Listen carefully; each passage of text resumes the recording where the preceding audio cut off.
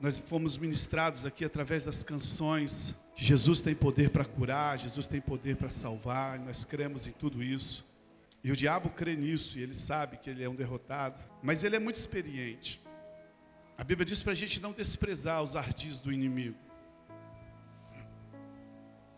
O diabo, ele é um ser, e eu não quero falar do diabo aqui, porque eu estou me lixando para o diabo, mas só para você entender. Ele é um ser que ele trabalha em cima de sintomas. Quando você é ministrado sobre a sua cura, você já foi curado, mas o que ele faz? Ele coloca sintomas em você para parecer que você não foi curado. E aí, em vez de você crer nisso, você fica crendo nos sintomas. Eu lembro que nas últimas 3 ceias que eu estive aqui, menos a anterior, as passadas, eu até falei isso aqui já, 3 ceias que eu estava com uma dor insuportável no meu ouvido, e eu ceiava e continuava declarando que eu estava curado, mas os sintomas ficavam ali, mas eu continuei orando, declarando. Sei que do nada eu acordei, nunca mais senti essa dor. Porque o diabo, ele, às vezes, ele fica achando que você vai desistir quando ele coloca os sintomas de alguma coisa na sua vida. Então, não ligue para os sintomas. Ligue para a palavra de Deus. Creia no que a palavra de Deus diz. Hoje eu quero pregar uma palavra para você sobre a nossa ceia. E essa palavra ela é dividida em 2 partes. E eu quero me guardar muito no começo dessa palavra sobre a ceia, e depois eu quero te levar a uma revelação, a algo que vai mudar do começo até o fim, mas na segunda parte algo que vai mudar completamente a sua vida. Porque quando nós vemos ceiar aqui, nós precisamos distinguir a diferença entre o sangue e o pão. A maioria dos cristãos não sabe distinguir a diferença do sangue e do pão. Nós precisamos ter entendimento por que o sangue foi derramado e por que o pão foi partido. Os irmãos até têm um pequeno entendimento do significado do sangue. Eles até entendem algo, que os pecados foram perdoados na nova aliança, mas às vezes eles trocam tudo, eles falam assim: o sangue de Jesus te cura, né? Mas não é assim, sabe? A maioria esmagadora dos cristãos, não sabe o significado do pão. Sobre o sangue, até sabe um pouquinho. Nós pregamos uma série de palavras aqui sobre o perdão dos pecados. Deixa eu te falar, nós não acabamos essa série ainda, tá, irmão? Precisei dar um descanso, porque a minha mente estava a 1000 por hora. Eu queria agradecer muito o pastor Leandro, que ministrou esses últimos 2 domingos. Porque o Espírito Santo, deixa eu te falar para você, o Espírito Santo é guloso, irmão. O Espírito Santo não tem fome, o Espírito Santo não tem sono, o Espírito Santo não tem cansaço. Se você der corda para ele, o Espírito Santo, ele é guloso. E se você entrar na vibe dele, irmão, o seu corpo físico não aguenta acompanhar. Aí você precisa dar uma parada. Então a maioria dos cristãos não tem entendimento do significado do pão. Mateus capítulo 26, verso 26 e 28. Mateus 26, de 26 a 28, Jesus explicou assim, olha: enquanto comia, Jesus tomou o pão e deu graças, e partiu e deu aos seus discípulos, dizendo: tome e come, isso é meu corpo. Ele só falou isso. Sobre o pão, ele só falou isso. Verso 27, em seguida tomou o cálice, deu graças e ofereceu aos discípulos, dizendo: bebam todos de vocês. Verso 28, isso é o meu sangue da nova aliança, que é derramado em favor de muitos, para quê? Para o perdão dos pecados. O sangue foi derramado para o perdão dos pecados. E o pão ele não explicou muito, né? E qual é o significado do pão? Por que o corpo foi partido?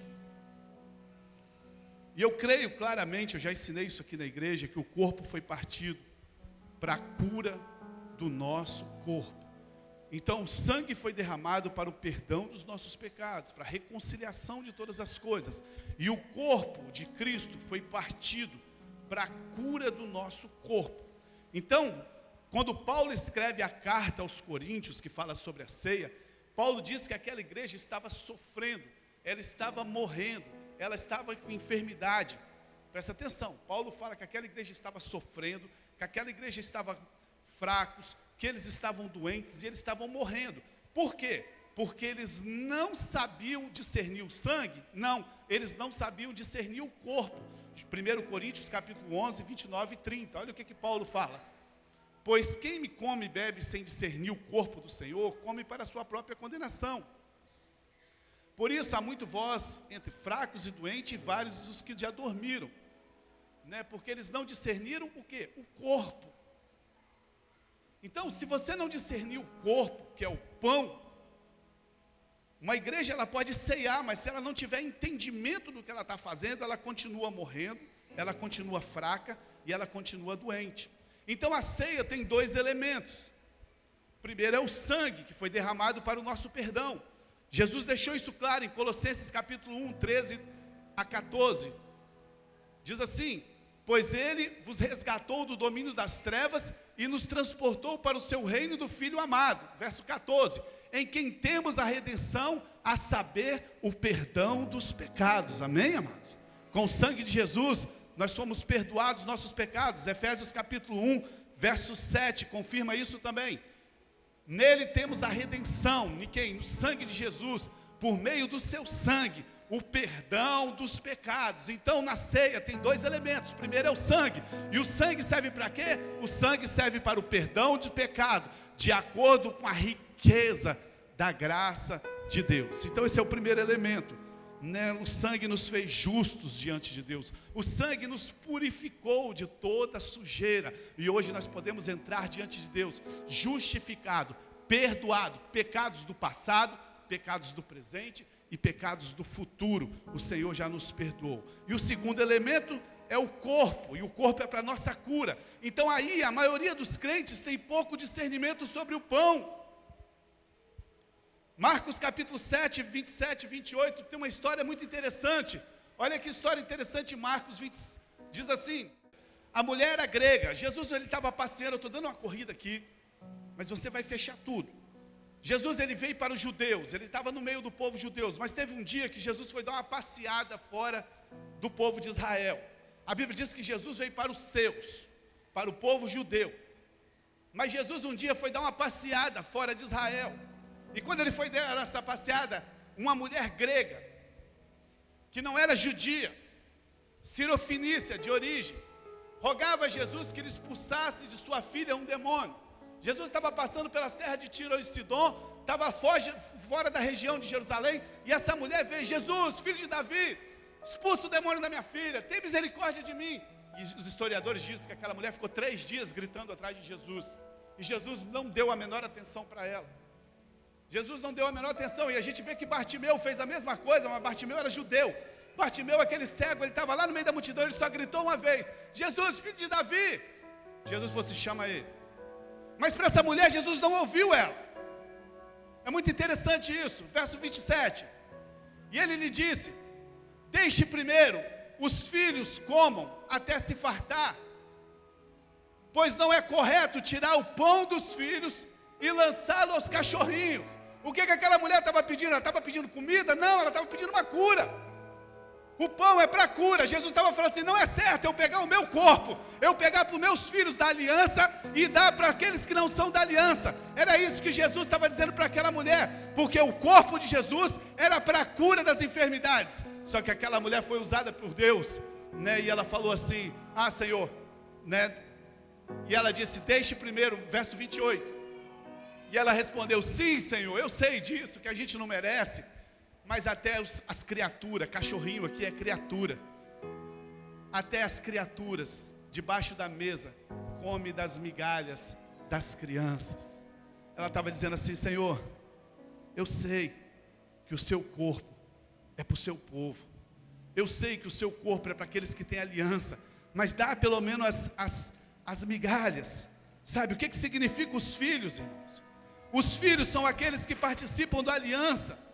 Os cachorrinhos são as criaturas, aqueles que estão fora da aliança, aqueles que não aceitaram Jesus ainda. O pão dos filhos se refere à cura. Assim, a cura estava incluída na aliança de Deus com seus filhos. Agora, aquela mulher creu que existia das migalhas, das pequenas migalhas que caíam da mesa. Aquela mulher creu que podia ter cura para a filha dela. Imagina hoje, amado, nós que somos filhos, que participamos da mesa do Senhor, que participamos do pão inteiro. Há milagres para nossas vidas, há cura para nossas vidas, há salvação para as nossas vidas, porque nós somos filhos da aliança e participamos da mesa completa do Senhor. Você pode dar um aleluia por isso, irmão? Tem muito mais poder disponível para você nessa noite. Portanto, quando você comer o pão, lembre-se que o corpo de Jesus foi partido. Quando você estiver recebendo esse cálice, esse pão, lembre-se que esse pão, sabe, o corpo de Jesus foi partido. Para quê, pastor? Para que o corpo de Jesus, para que o nosso corpo fosse restaurado. O corpo de Jesus foi partido para que o nosso corpo fosse restaurado. Aleluia.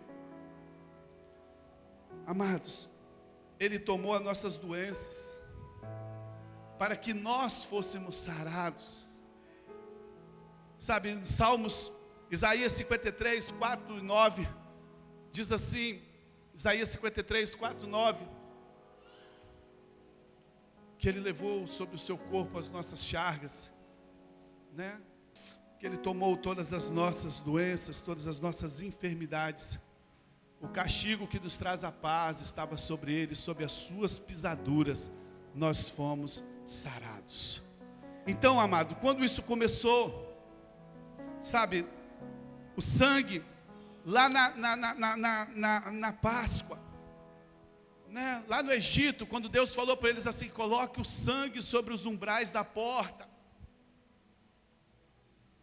coloque o sangue do cordeiro, porque o anjo da morte vai passar, coloque o sangue do cordeiro sobre os umbrais da porta, pega o cordeiro, entra para dentro de casa, assa o cordeiro e coma. Sabe, queridos, esse assar o cordeiro era profético, porque isso apontava para Cristo na cruz.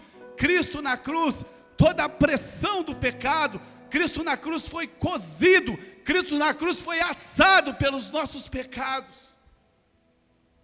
E Deus falou para aquele povo assim, coma do cordeiro. Sabe o que nós vamos fazer aqui hoje, irmão? Nós vamos comer do pão, nós vamos comer do cordeiro. E a Bíblia diz que quando o anjo da morte passou, sabe, não tocou em nenhum dos filhos de Deus. Deus estava estabelecendo a ceia lá. E hoje aqui quando nós ceiamos é a mesma coisa. É o cordeiro que foi partido, é o sangue que foi derramado para as nossas vidas. Salmo 105, verso 3 e 7. Salmo 105, coloca para mim. Salmo 105, verso 3 a 7. Esse versículo é lindo. Gloriem-se no seu santo nome. Alegre-se o coração dos que buscam o Senhor. Verso 4. Recorra ao Senhor e ao seu poder, busque sempre a sua presença. Lembre-se das maravilhas que Ele fez, dos seus prodígios, das sentenças de juízos que pronunciou. Verso 6. Os descendentes de Abraão, seus servos, os filhos de Jacó, os seus escolhidos. Ele é o Senhor, o nosso Deus, os seus decretos são para toda a terra. Então na cruz, não foi só perdão que Jesus nos deu, o que já é muito. Tem pessoas que acham que na cruz o Senhor nos deu só perdão. E se fosse só perdão, já seria muito. Mas na cruz Jesus também nos deu cura para todas as nossas enfermidades. Esse é o sentido de discernir o pão, o corpo de Cristo. E uma vez que você entende isso, você tem força, você tem saúde, você tem vida longa, sabe? E o contrário disso é morte, o contrário disso é fraqueza. Quando você entende que na cruz Jesus partiu o pão dele, sabe, amado, você vive com força, você vive com saúde, você vive com uma vida confiante no Senhor. Ainda que venham ataques de enfermidades, talvez você pode falar assim: pastor, mas o senhor também fica doente. Ainda que venham ataques de enfermidades, irmão, ainda que venham ataques de doença, nós não precisamos viver doente. Existe uma cura para nós. É só participarmos da ceia, é só participarmos do corpo do Senhor, é só participarmos do pão partido. Sim, nós podemos passar porque nós estamos no mundo caído, mas aqui Deus deixou o remédio para a igreja. Deus deixou o remédio para aqueles que creem, que todos aqueles que comerem do Cordeiro serão curados. Aleluia. Mas a nossa mente corre primeiro para o médico. A vida moderna, ela atribui à saúde. A vida moderna atribui à saúde uma vida longa, hábitos e alimentares. Quanto mais você tiver um bom hábito alimentar, quanto mais você tiver bons exercícios, isso é bom sim. Mas a maior força, irmão, não são os hábitos alimentares. A maior força não é os seus exercícios que você faz. A maior força para você ter uma vida longa é a ceia do Senhor, que deixou para curar todas as nossas enfermidades. Se você crê nisso, você terá vida longa, você será abençoado. Aí sim, você tem bons hábitos que também vão te acompanhar. Mas para muitos, irmãos, a ceia é só um ritual sem vida. Para muitos a ceia é só um momento, sabe, de uma obrigação que se faz, porque o Senhor mandou fazer. Então a gente faz, mas a gente não tem entendimento. Escute, meu querido, há poder na comida. Fala assim comigo: há poder na comida. E eu sei bem disso, pastor. Mas deixa eu falar sério para você aqui, irmão. Há poder na comida. Toda a maldição que nós conhecemos nessa terra, toda a enfermidade que nós conhecemos nessa terra, toda a miséria que nós conhecemos nessa terra, e até mesmo a morte, vieram ao homem pelo simples ato de comer uma comida errada na presença de uma pessoa errada. Todos nós conhecemos a história do Jardim do Éden. Tudo isso aconteceu por causa de uma comida errada na pessoa errada. E o que Deus fez? Deus então estabeleceu uma refeição. E por causa de Cristo agora, num simples ato de comer, nós temos perdão, vida e saúde. Pastor, que comida é essa? A ceia do Senhor.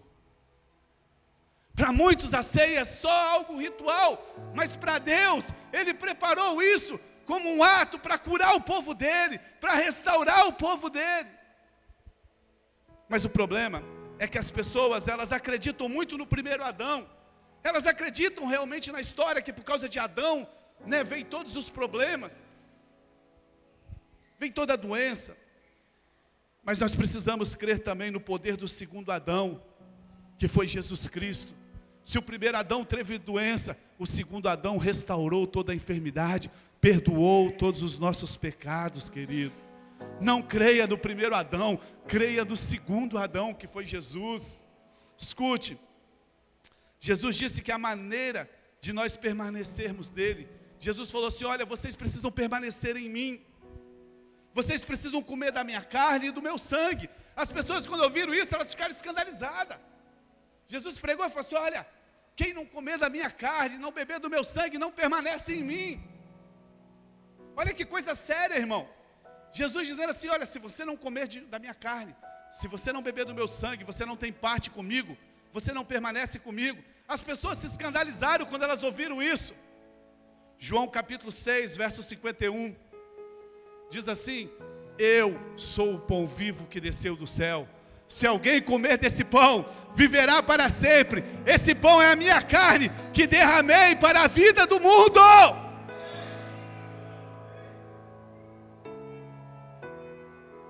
O verso 54 diz assim: Todo aquele que crê e come a minha carne e bebe o meu sangue tem a vida eterna, e eu ressuscitarei no último dia. Aleluia. Verso 56. Verso 56, Jesus diz assim: todo aquele que come a minha carne e bebe o meu sangue permanece em mim e eu permaneço nele. Aleluia. Você entende a importância de participar da ceia? Você consegue acreditar que tem crentes que faltam no dia da ceia? O único jeito de comer, de participar, é através da ceia. Nós comemos do Senhor quando nós comemos do pão pela fé. Infelizmente, muitos irmãos não sentem a necessidade de ceiar. Por quê? Porque apenas é um ritual. Apenas é algo que foram acostumados a fazer. Para eles é uma experiência, não tem experiência nenhuma, não tem nenhuma história para contar, não sentiram nada. É apenas algo simbólico. Tem líderes que entendem, que explicam que isso aqui é um simbolismo. Jesus disse: esse é o meu pão, esse é o meu corpo. Ele disse assim: esse pão é o meu corpo. Ele não disse assim: esse pão é o símbolo do meu corpo. Não, ele não disse isso. Ele disse assim: esse é o sangue da nova aliança. Ele não disse assim: esse é o símbolo da nova. Não, ele disse assim: esse é o sangue da nova aliança. Existe uma grande realidade espiritual na ceia do Senhor, irmão. Queridos, quanto mais você ceiar, quanto mais você ceiar, mais vida você vai ter, mais realidade você vai ter, mais força você vai ter, mais vigor você vai ter. Não precisa esperar o primeiro domingo do mês da igreja, não, você pode ceiar lá na sua casa, você pode ceiar lá na sua célula.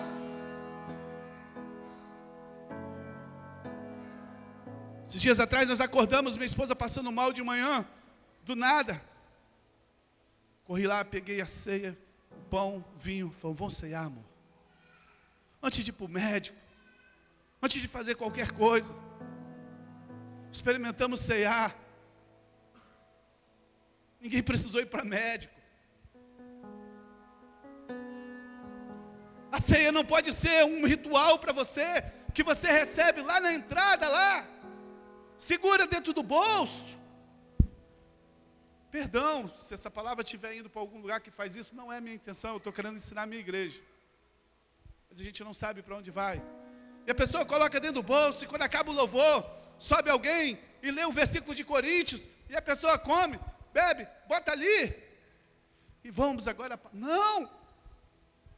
Não, há poder na comida. Foi por causa de uma comida errada que tudo fez as coisas ruins acontecer. Então Deus estabeleceu uma comida certa. Comer e beber de Cristo nos traz vida, nos traz saúde, nos traz vida longa. Oh, queridos, não é simbólico, é real. Há poder na ceia. O Senhor odeia a religião. Ele não mandaria celebrar um ritual vazio e simbólico, nunca. Deus não gosta de religião. O Senhor ama relacionamentos. Ele ordenou a ceia. É porque o seu poder e a sua vida estarão disponíveis para cada um, para ser transformado nesse dia da ceia. Talvez a sua cabeça esteja pensando assim até agora: o que isso tem a ver com herdeiros do mundo? Ouça o que eu vou te falar agora, presta atenção. Cristo, Ele não só perdoou os nossos pecados na cruz. E eu sei que isso não é pouca coisa. Se Cristo tivesse só perdoado os nossos pecados na cruz, para a gente não ir para o inferno, isso já seria muita coisa. Mas Cristo não só perdoou os nossos pecados na cruz, Ele fez muito mais do que você imagina. Cristo não morreu na cruz para você ser membro de uma igreja sentado numa cadeira de plástico uma vez por semana. Para dizer que você é membro de uma igreja. Cristo não morreu na cruz só para nos levar para o céu, não. Ainda que isso seria muito. Cristo fez muito mais do que você imagina. É por isso que a vida dos crentes é chata. É por isso que a vida dos crentes, é por isso que tem crente que tem inveja do cara do mundo. Ah, o Neymar, Cristiano Ronaldo, o MC, não sei o quê, não sei o quê. É porque ele acha que Jesus só vai levar ele para o céu, que é muito. Mas enquanto não leva, eu estou aqui nessa terra, né? E só eu sei, pastor, a luta que eu estou passando. É porque ele ainda não entendeu o que Cristo fez na cruz. E quando sabe, só sabe na mente. Precisa ter revelação.